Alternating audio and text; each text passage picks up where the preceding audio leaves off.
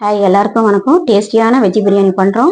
உருளைக்கிழங்கு, வெங்காயம், பச்சை மிளகா, தக்காளி, மிளகாத்தூள், கறி மசாலா, அரிசி ஊற வச்சு 1.5 டம்ளர் எடுத்துக்கணும். மீல் மேக்கரை ரெடி பண்ணி வச்சுக்கிட்டோம்.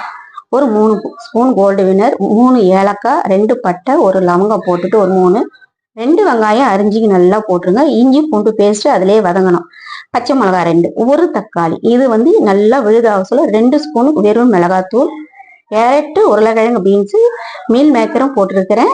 எல்லாம் மிக்ஸ் பண்ணிட்டு பிறகு 1.5 ஸ்பூன் தயிர், டேஸ்டிக்கு தயிர், அரிசி ஊற வச்சது 1.5 டம்ளருக்கு 2 டம்ளர் தண்ணி தான். கறி மசாலா, கொத்தமல்லி, புதினா எல்லாம் ரெடி பண்ணிட்டு தண்ணி ஊற்றி, அதாவது 1.5 டம்ளர் அரிசிக்கு 2 டம்ளர் தண்ணி ஊற்றினா போதும். லாக் பண்ணிட்டு 2 விசில் கொடுங்க. இறக்கிட்டு ஒரு ஸ்பூன் நெய் விட்டு நல்லா அப்படியே எழுந்து மேலே கலரி எடுத்துட்டீங்கன்னா இந்த வெஜ்ஜி பிரியாணி அவ்வளோ டேஸ்டா இருக்கும். நீங்களும் சாப்பிட்டு பார்த்து கமெண்ட் பண்ணுங்க. நன்றி. அடுத்த வீடியோல சந்திப்போம்.